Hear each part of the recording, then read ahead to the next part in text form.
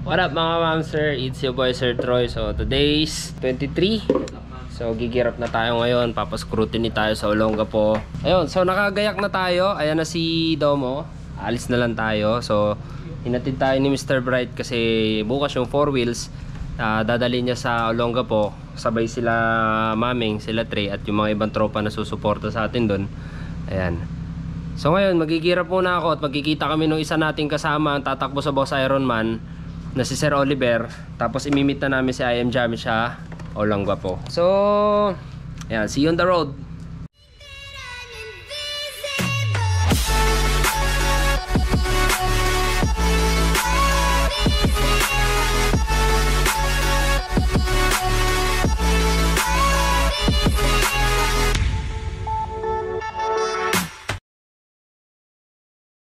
Welcome to my channel, vlog ng isa, vlog ng lahat. Yeah.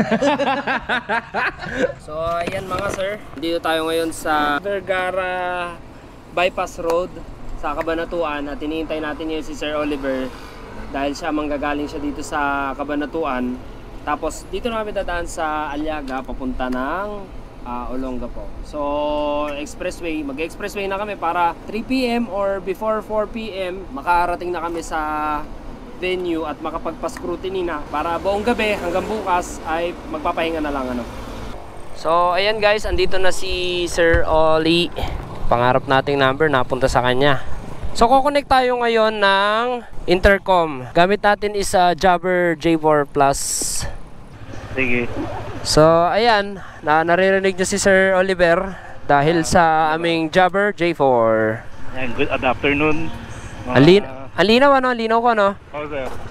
Ayun na rin, mabilis takbo ko. Malinaw din music ko eh. Lalo na pag maganda helmet mo. Sulit yung intercom. Close.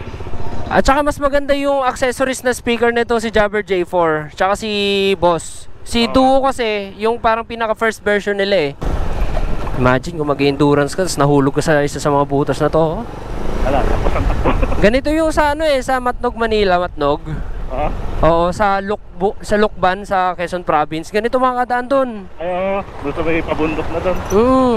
Eto sir, ano na natin to? Practice ride na natin ngayon to. Here goes Sir Oli, let's go. Ano na? Wiwili mo? Kaya kala ko papawili mo talaga eh, go! Pagka talaga nakanikit ano, sagap na sagap mula. Sa akin, konti lang eh. Pwede kong iyukuhan. Florida Blanca. Ang ganda ng ano dito guys, promise. Ang ganda ng mga kabundukan. Para kang wala sa Pilipinas. First time ko pa naman to magmotor papunta ng Subic. Kasi usually pagka family, laging 4 wheels. Ganto. Mga ano yan, tawag dito, bundok ng Pampanga, Tarlac, Zambales, Subic, 31 kilometers. Layo pa.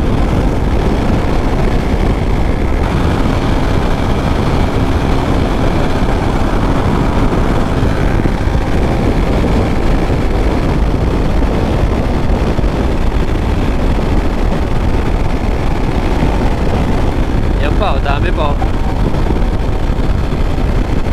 Kunwari, for the vlog. Oo nga eh. Dito ka sa may truck oh, kuya. Ano?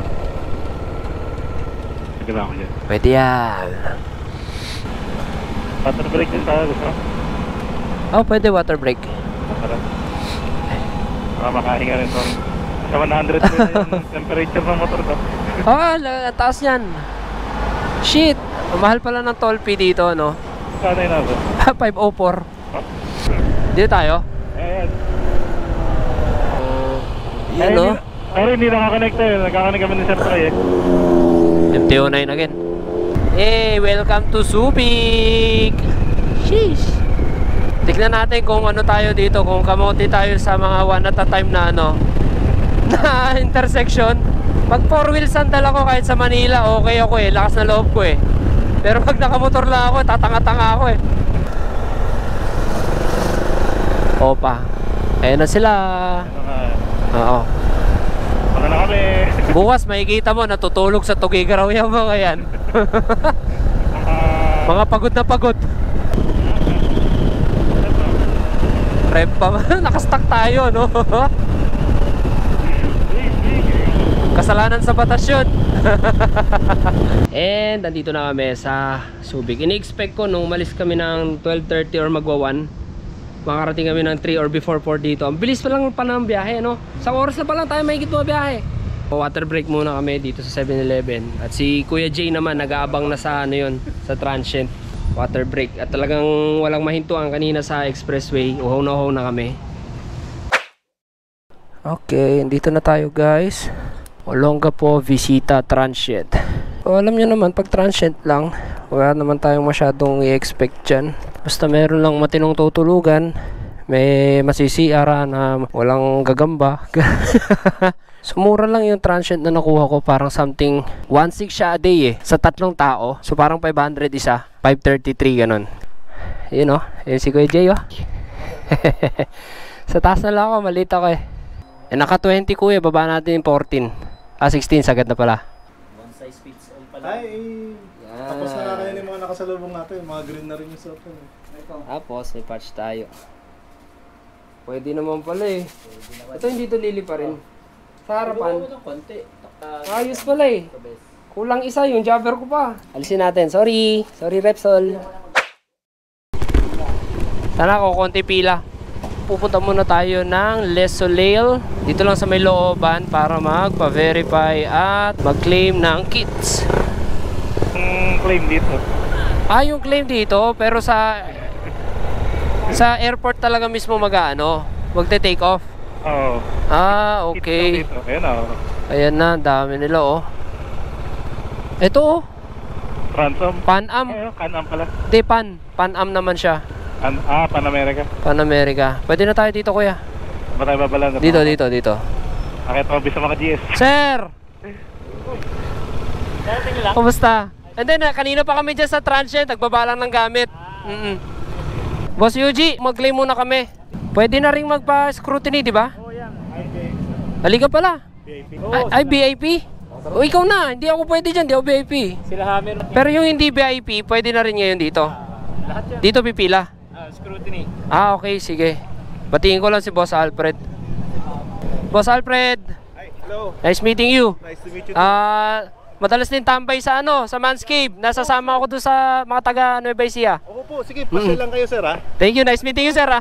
Sir Troy. Apo. Nice to meet you po. Tara, pila tayo, konti lang pala eh. Venturi. Silip muna tayo, baka may makakilala tayo makita. After magpa-verify, doon pupunta. Okay. Doon kine-claim ang kit. Sige sir, lisensya lang. Napagkakamalan ko yung lisensya, yung national ID. Swerte mo naman, nakakapot ka pa sa kato. 6 o'clock na. Yeah. 30197. 30197. Apo, ito po. Yeah, wala. Okay. Boss, Alright. Mau. Boss. Congrats sa FJ. Hello. Sayang di nakapanood ng sa... Ayan, ngayon natin na magkikita yung mga tropa. The legendary basket. Ayun na naman, pang-picnic natin. Okay na kami, na-scrutiny na kami. Kit na lang. Yung scrutiny, naabutan kami nung cut-off eh. Ito, mga katropa natin. Mga nakadoming. Let's go. Patch. Uy, thank you. Astig. Let's go, Corsa. Ayun o. Meron ka na yata eh. Binigyan ka na rin yata eh. Doble magkapatong. Apatin mo. Nice. Pila muna kami. Ride safe. Dito na ako. Libre lang to ha. Libre lang to ha. Sa may tubig. Tubig. Lola, dito lang kami ha. Pila lang kami. Bye. Dalhin mo na lang. Tito Nars here. Team Corsa. Team Corsa. Team GTO. Team GTO nga rin pala. Oo, Oh, ito legit na Repsol ambassador to. Just got my kits. Pwede nang mag-comedy bar later. Sabi ko kay Kuya Jay, masarap mga comedy bar dito, promise. Kahit di ka uminom, kain lang. So, balik na kami ng transient, ng mga pagpahinga na. Bukas ang ano, bukas yung tawag dito, pag ingress ng motor. Tapos hapon tulog uli. Ito nga pala yung bike ni Tito Nars. Siyempre, Jabber. Team Jabber Boji, tayo. Team Jabber, Team Repsol, Team Corsa, Aeropack, GTO. Yan. Pogi nito. Dalawa na 500cc mo, no? Alam mo yung unang nabook ko, transient lang din pero 1K isang araw. And after namin makipagtsikahan doon sa kuhanan ng kit, ayan, nagpa-full tank na kami ni Sir Oli para bukas pagka nagpa-scrutiny or nag-iwan na kami ng motor sa grid, full tank na siya. So mula Talavera hanggang dito sa Subic, ito yung nagastos natin na gasolina. Ayan, naka 7.6 liters na tayo. At basta 7.6 liter yung nagastos natin. Yan yung unang gastos natin. Ito na yung ano natin, ano, sa take off na gagamitin.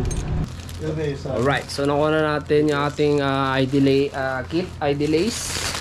Ito yung ating sticker. So ito double sided tape ko lang muna sila. Hindi ko gagamitin original sa helmet at saka sa ano.